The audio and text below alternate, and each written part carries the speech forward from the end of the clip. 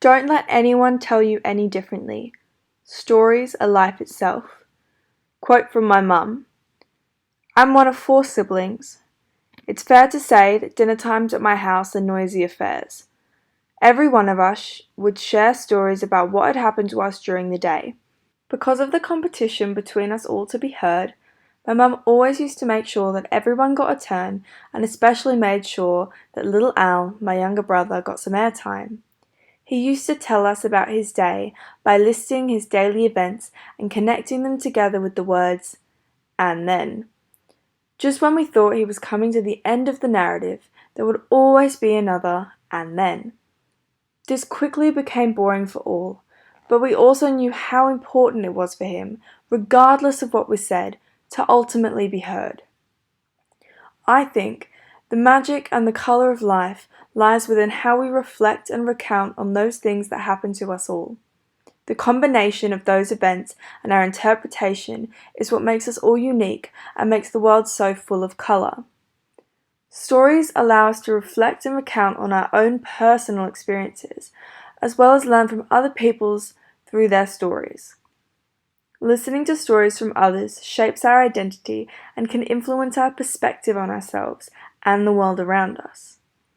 Every story shared creates a unique path into the future and a connection to the past.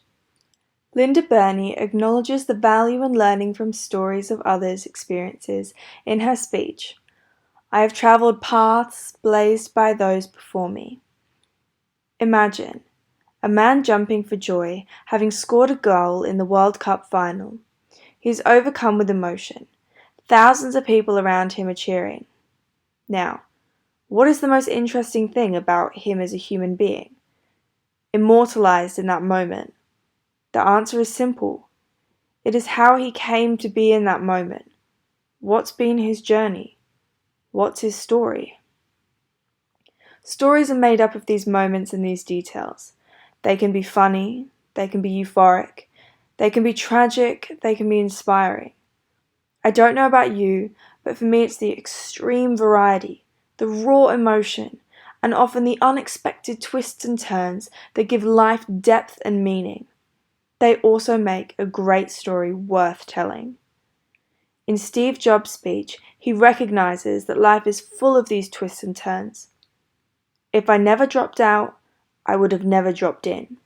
If I took you to a sandy beach with clear blue waters and asked you to tell me a story about your day, there would be similarities, but we would both have something slightly different to say.